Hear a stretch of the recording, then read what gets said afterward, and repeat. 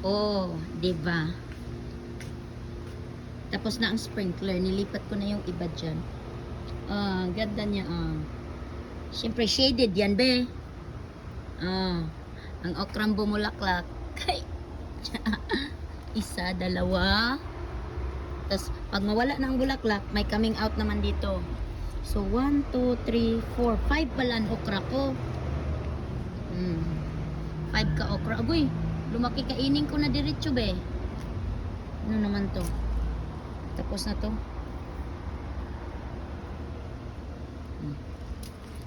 Diba? Ah, ganda. Bulaklak pa more.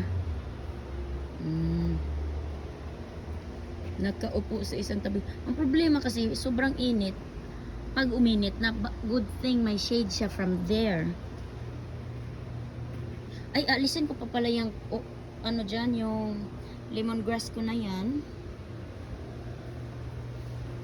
Ayan, may bakante na. So, magbili pa ako ng more na 5 gallons na pots. At ano ko dyan sa bakante. Kung saan na may mamalalaki na saan na yung malalaki nating aloe vera. Ayan, mga 5 gallons yan. Oh, ala na. May kumakain sa ano ko, aloe vera. Bakit kaya? Ayan o, may kumakain. Ay, ilipat ko siya. Kasi, baka nasasaktan siya katabi yung mga yan. Dito natin to ilagay. Nasasaktan siguro to. Kasi may umaatake insekto. Kawawa naman tong aloe vera ko. Inatake siya dito Sana naman mawala yung insekto na yun bago niya ayan, ay hindi, ano yan. May nangingitim talaga na ako na nakikita sa aloe vera ko. Inatake siya ng something. Di ko lang masabi. Ano kaya yun? Sana mahuli ko yung umaatake ng aking aloe vera. Dito rin may ano siya. May inatake din itim nangitim. Ito naman. Aloe vera lang aatakihin pa. Kainis na ha. So, maliliit. Ayun, ang aloe vera ko na to. Nilagay ko doon. Ay, buti naman na okay pa siya. Yung malaki na yon, nagdilim na yun. Nilagay ko lang doon sa may araw. Nag-purple siya na ganito. So, binalik ko siya sa lilim. Naging okay naman na siya. Ito naman mga aloe vera. Mahirap naman pala. Ito naman, ano may tayo ka dyan. So, anyway. Ayan, nagpo-purple talaga siya. Naging ganyan, Ito. Pero alisan ko pa to siya. Kailangan i-fix ko pa to siya. This is my next project. Bibili lang ako ng maliliit na taniman.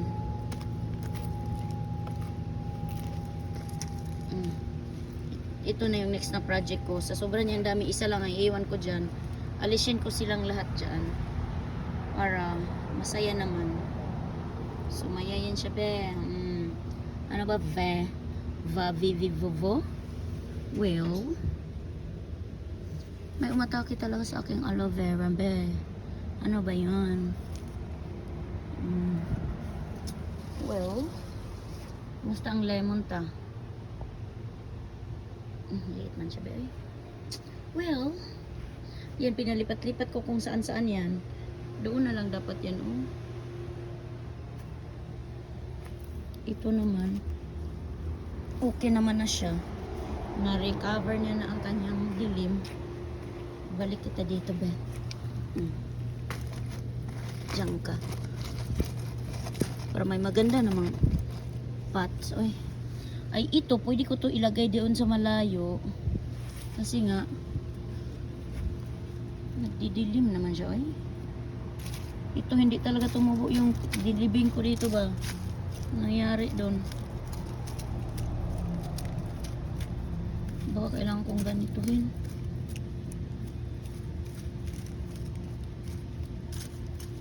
May nilibing ako dito kasi na aloe vera, wala naman. Hindi siya tumubo. Hindi pala dapat ilibing siguro. Dapat siguro anuhin. Ipatayo siya. Ayun oh. Di man klaro. Nilibing ko dyan. Di man tumubo. Parang seeds lang. Katawan ng aloe vera. Ano naman. Kumusta na ay tumubo na ito. Kikita ko na yung healthy na bago niyang tubo sa gitna oh. Kala ko namatay na ito oh. May healthy siya sa gitna. Yung doon. Kailangan pa itong ipa-healthy talaga tong mga to. Ito din oh, masyadong payat. Diba? So puno-puno na that area. Now, ang gagawin ko, dagdagan ko dyan para hindi mukhang kulang. Tapos naman to be, ganda niya oh, bagong tubo. Ito naman oh, na anuhan, na markahan sa pag ano ito, madami siya. Tumubo, kadami naman. Dapat nahiwalay ko na ito. Dami naman niya. Ilan ba siya? Dapat ganun lang. Nahiwalay na ito ng isang lagayan. Masyadong dikit. Well, ang doon, ang Birds of Paradise na nasa likod, nasunog yan sa, nilagay ko sa loob ng bahay na hindi niya nagustuhan ang loob ng bahay. Ito, kailangan alis ko ito. Tanggalan ko nga ito ng ano, tanggalan ko siya ng dito kasi nasobra na, nagdilaw na siya. Kailangan i-thinning natin ito. Agoy. Dali. Kasi hindi naman siya pwedeng ganyan lang. Agoy. Re. Kalma. Tanggalan ko siya. Isa-isa. Tanggalin natin para hindi sobra na siya oh. Tanggalan natin na siya ng 1, 2, 3 para ito lang maiwan. Para may space siya mag-spread dyan. Ano naman yan dyan ah. Okay yan, buhay-buhay yan siya dyan. Ito, nagdilim din yan. Buhay-buhay din siya. Oh, may buwaklak. Ito dito. Kumusta naman ito dito? Yan, malaki yan siya dyan sa gitna. Namatay, ay doon na over ko yata. Nung winter. Tapos may baby na naiwan. Ito dumami. Ayan. Fat din ito kasi fat na ang mama nila. Ano man yan? Kung anong variety ba? Hindi ba? So tatanggalan ko yung sinabi ko kasi araw-araw ako lalagay sa aking buhok, sa akong noo. Para yung hairline ko mag-grow ng maayos. Kasi hair hormone lumilipat na sa likod natin instead na nasa harap. Umuusog na siya. So labanan ko ang edad na makalbo ang ating harap ng noo. So gamitan ko na lang ng tanim ko no. Ayan. Ayan. Taba niya. Tapos sa areang ito. Ayan, nagdilim din kaya ito oh. Masyado siyang sad. Pero unti-unti na siyang nakaka-recover. Ayan. Ito lang talagang tinanim ko ngayon. Nagbunga-bunga. Nag-baby na naman siya oh. Wow. Dalawa. Bilis niya naman. Baby agad. Ito naman, dilim din to. Yan, nag-recover din sila sa bago nilang environment. So, maganda pala yan. Anyway, maganda siya na, halimbawa, tinitingnan mo, kukuhanin mo na lang yung mga dahon. Lagay mo sa gilid-gilid para pag tubig natin, yung lupa, hindi tumatalsik ba? Di talsik gani. Mag-jumping-jumping ang tubig ba na. Ayan, lagay natin sa gilid. Ayan. Kuha lang ako para ilagay dyan. Ayan naman. So far, naka-recover na siya. Ayan. Looks healthy look na. Ito naman to, anong nangyari sa kanya? Nabalit siya dyan. So, kulang pa doon sa mga likod-likod. Dito. Maliit naman ang gamitin kong pots.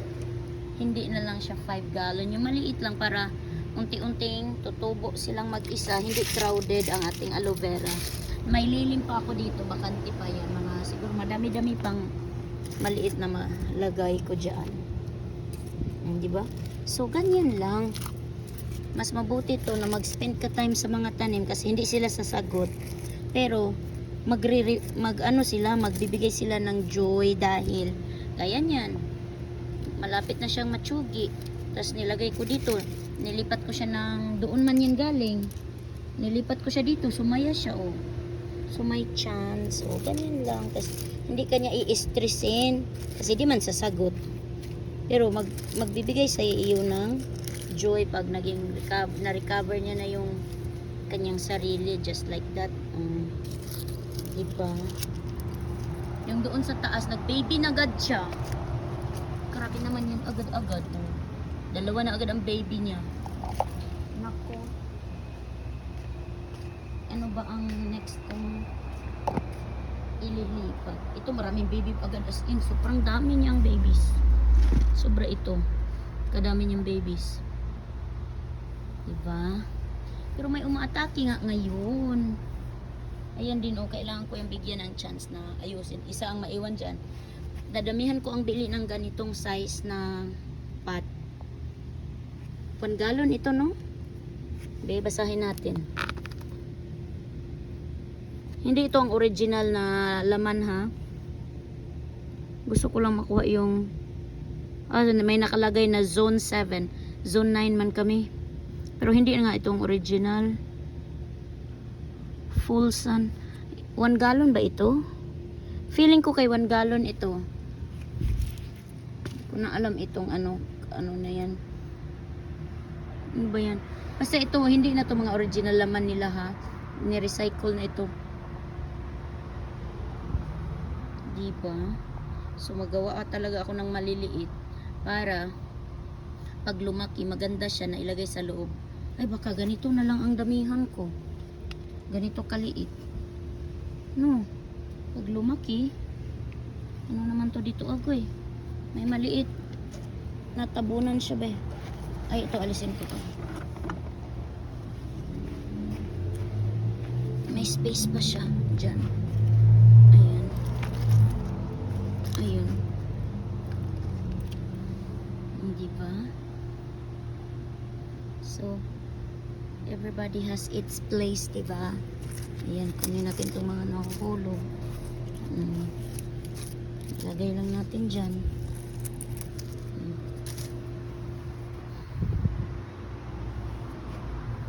Ano pa ba dapat? Anything else? Ito mga dahon sa gilid niya. Ito talaga, I don't know what's wrong with this. Kung na-over ba ito o ano. But I'll give it chance. Baka mag-okay pa siya. Ito. Usog natin to ng konti. Okay. Dito ko siya ba? Yung hindi naman masyadong malayo. Ayan. Anuhin ko lang yan. Kasi ano yan, pang toppings ko yan dati ngayon. Ano. Ito, maliit kasi to. Dito lang to. Gusto ko siyang, lagi ko siyang nakikitang maganda. Ganyan. Ganyan siya. Ano ito? Sobra na ito. Alisin ko siya.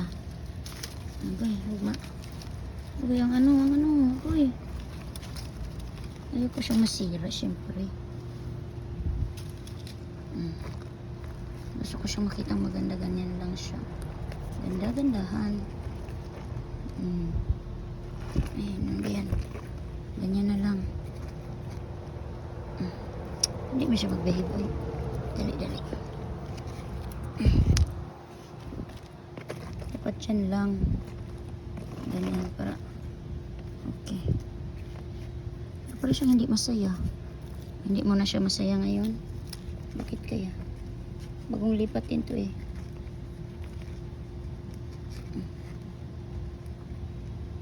Ayaw ko siyang, ito alisan ko na to ng ano. Dito ko na ilagay. Sa ano niya. Okay.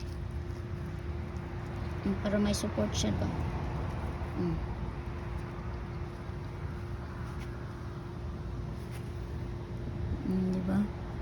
Support siya ng konti.